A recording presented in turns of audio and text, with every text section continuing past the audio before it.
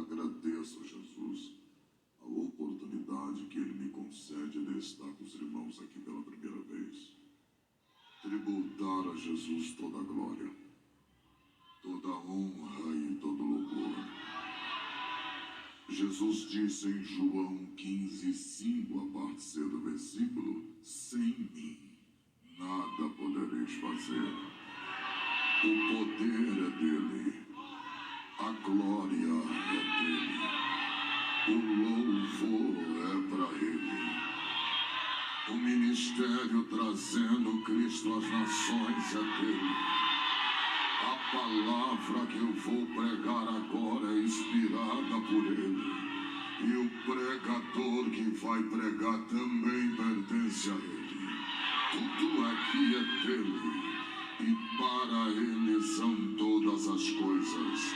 A Jesus Cristo, somente a Jesus, seja dada toda a glória, toda a honra e todo louvor. Eu confesso aos irmãos que estou 100% dependente do Santo Espírito. Eu preciso que o Espírito de Deus me ajude a pregar a palavra que Ele mesmo inspirou.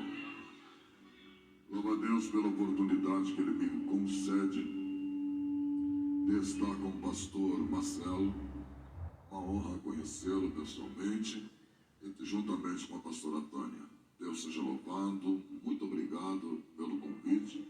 É uma honra estar aqui nesse primeiro ano, né? Glória a Jesus. Se no primeiro ano já está assim, imagine no segundo, terceiro, quarto. Glória a Deus. E que daqui saia muitos filhos, muitas congregações, se espalhem por esse Brasil todo, porque quanto mais igreja, melhor é para o reino de Deus, né? Pregar o Evangelho. Deus seja louvado pela vida do Senhor. Muito obrigado por esse convite, uma honra. Pastor Admilson, Deus seja louvado.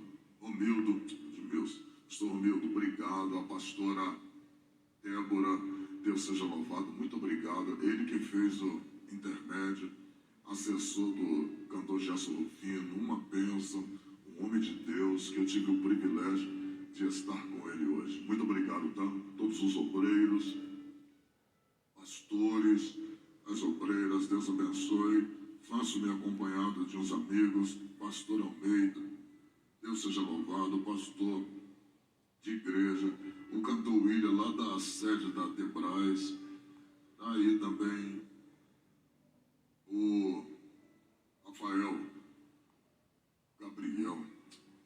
É que eu estou só com 2 GB de memória, irmão. Meus amigos, Deus seja louvado pela vida de vocês, são homens de Deus. E o Hugo ainda não chegou, né? Deus seja louvado. Quantos querem ouvir a palavra de Deus? Abra sua Bíblia em Lucas, capítulo de número 18.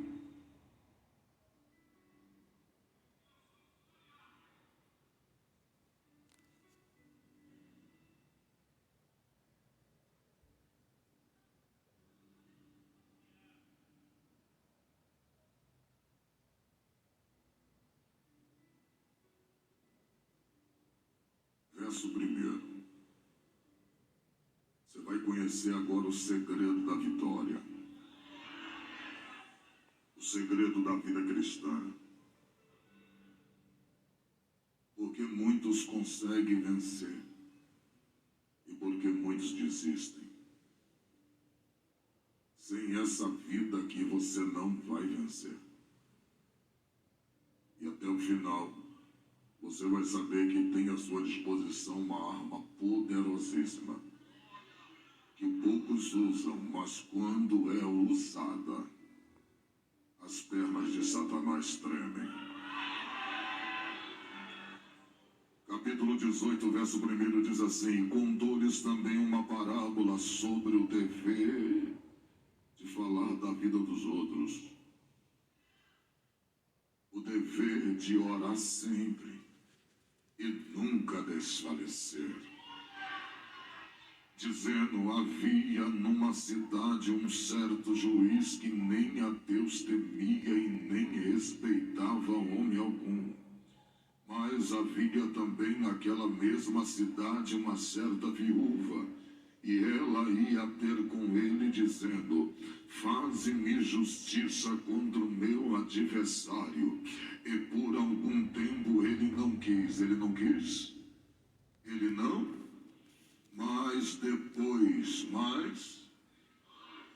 disse consigo: ainda que não tema a Deus e nem respeito homens, todavia, como esta viúva me molesta, hei de lhe fazer justiça para que enfim não volte a me importunar. E disse o Senhor: ouve o que diz o injusto juiz. E Deus não fará justiça aos seus escolhidos, que clamam a ele de dia e de noite, ainda que é tardio para com eles? Digo-vos que depressa lhe farei justiça, quando, porém, o Filho do Homem voltar. Achará fé na terra?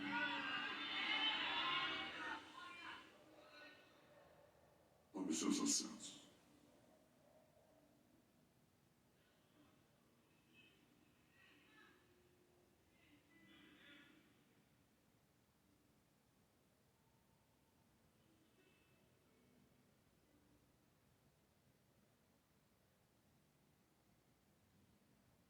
Jesus, dentro do contexto que eu acabei de ler, estava sofrendo uma perseguição grande pela classe religiosa mais poderosa de Israel, o Sinédrio. Em sua maioria não gostavam dele. E Jesus, mesmo sendo quem era, sempre viveu uma vida de oração para poder resistir aos ataques de Satanás, aos ataques do mundo, porque o mundo nos ataca de uma forma que você talvez não se dê conta, de forma visual, auditiva, por tudo que você possa imaginar. Somos atacados dia após dia. Tem os ataques do que vemos, do que ouvimos, as perseguições. Cristo passava por tudo isso. E sabe quem está acompanhando seu Jesus passar por tudo isso? Aquele que ele os chamou, seus discípulos. Jesus chama eles. E eles estão vendo seu mestre passar por tudo isso. E o que Jesus está ensinando eles? A orar. Jesus ensinou seus discípulos a estar com eles em momentos de comunhão, em momentos de oração, dando que os mais chegados à oração eram Pedro, João e Tiago. Lembra no Getsemane? Jesus chamou Pedro, João e Tiago para orar por eles. Você vai ver depois, Pedro e João, Jesus não estava mais entre eles. Jesus já havia ressuscitado em Atos 3 e havia sido assunto aos céus. Jesus não estava, mas o texto vai dizer que às 3 horas da tarde, eles estavam indo para o templo para a hora da oração. Um legado deixou dentro dele Jesus. A vida de oração permeava a vida de Pedro e de João. Tanto que quando eles curaram o coxo, o texto vai dizer que as próprias autoridades locais disseram: em nome de quem vocês curaram este coxo? Ele disse: em nome de Jesus, a quem vocês crucificaram, mas que Deus o ressuscitou. Ei, Eita glória! Mas que Deus o trouxe de volta. Aí a Bíblia vai dizer que as autoridades não podiam prender Pedro, embora queriam. Eita glória! Mas não puderam prender Pedro. Sabe por causa de quê? Porque o sinal que eles fizeram era notório diante de todos os homens. Olha para cá, tem gente que quer fazer algo contigo, mas não pode. Eita glória! Tem gente que quer tocar em você, mas não pode. Eita! Porque o que Deus está fazendo através da sua vida não é do Paraguai, é real, é celestial. Oh glória, vem do céu. Tem gente que questiona, tem gente que quer contestar, mas não pode, porque sabe que o que está sendo feito não é nenhuma tramóia, é real, é verdadeiro. Aí o texto vai dizer, eu vou falar, o texto vai dizer que eles abriram a boca e disseram assim: calem a boca e não pregue mais nesse nome e nem anuncie mais essa doutrina. Aí Pedro olhou e falou: veja se é justo eu deixar de obedecer a Deus para obedecer vocês. Importa mais obedecer a Deus do que os homens. Eita glória! Olha pra cá, tem gente que quer calar a sua boca. Tem gente que quer que você deixe de fazer o que Deus manda. Pedro não está saindo com mulher de ninguém. Pedro não está falando mal da vida de ninguém. Pedro só está pregando Cristo ressurreto. Pedro só está pregando Cristo crucificado e ressurreto. Então eu vou falar da glória se tu pegar, ser autêntico, ser original, fazer o que a Bíblia manda, assim como incomodou gente naquela época, parece que incomoda a gente nos dias atuais. Parece que está sendo errado você ser original. Oh glória! Olha pra cá, você não precisa enfeitar pavão, você não precisa acrescentar nada. O que Cristo fez no Calvário é suficiente.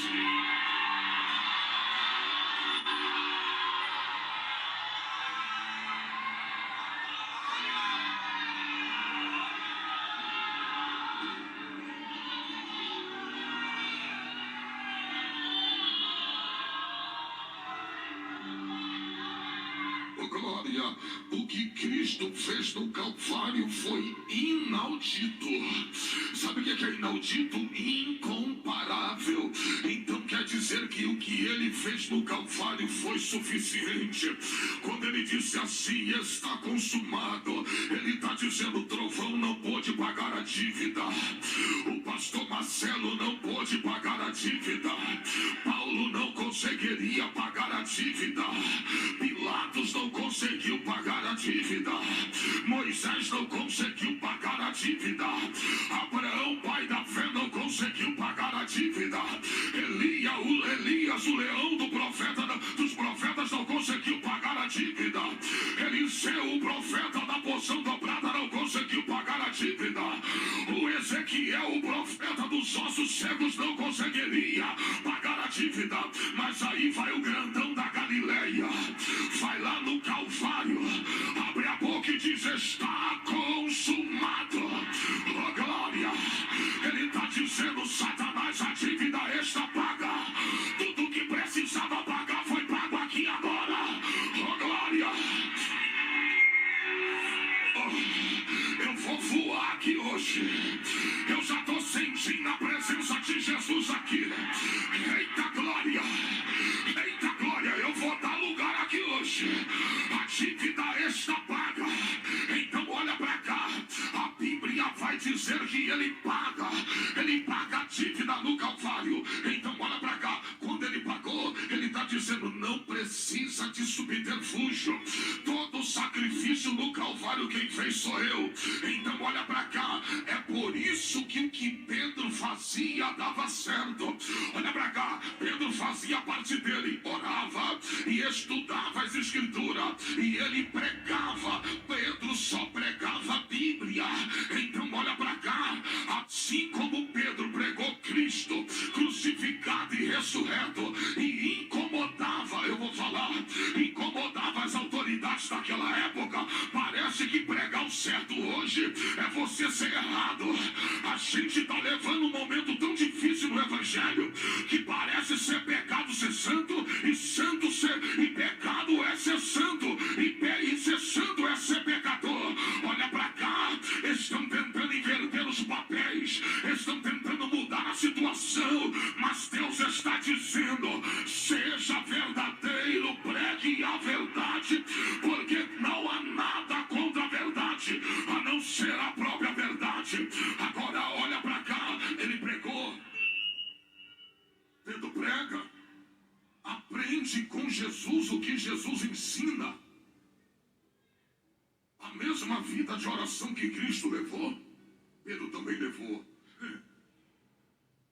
Olha para o trovão para ver se tu pega. Pedro está andando com um homem que ora. Pedro está andando com um homem que jejua. Eita glória!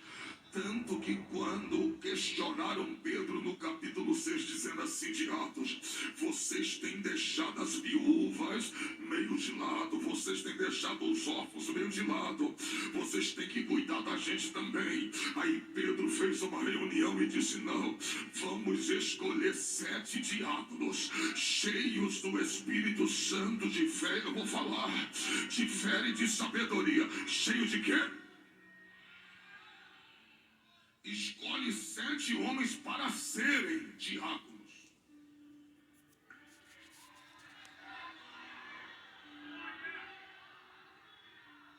Olha o requisito para ser diácono: ser cheio do Espírito Santo, de sabedoria e de fé.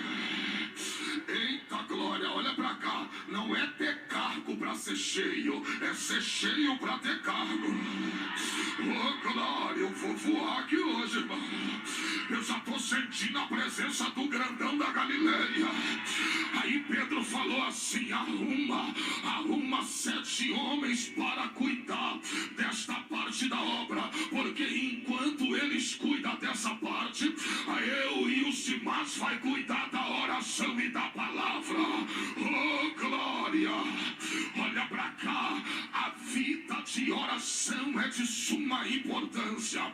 Aí o que Jesus vai falar? Jesus agora vai falar para os seus discípulos acerca de uma parábola, e ele vai citar quem na parábola? Uma mulher sem condição financeira, porque ela é pobre, e além dela ser pobre, Jesus fala que ela é viúva. Jesus disse: eita glória, havia um certo juiz, e este homem não temia nem a Deus e nem respeitava os homens, mas havia também uma pobre viúva.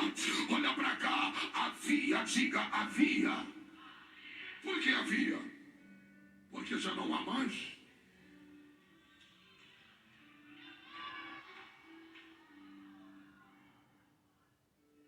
Mas Jesus vai falar da vida de perseverança dela. Diga perseverança.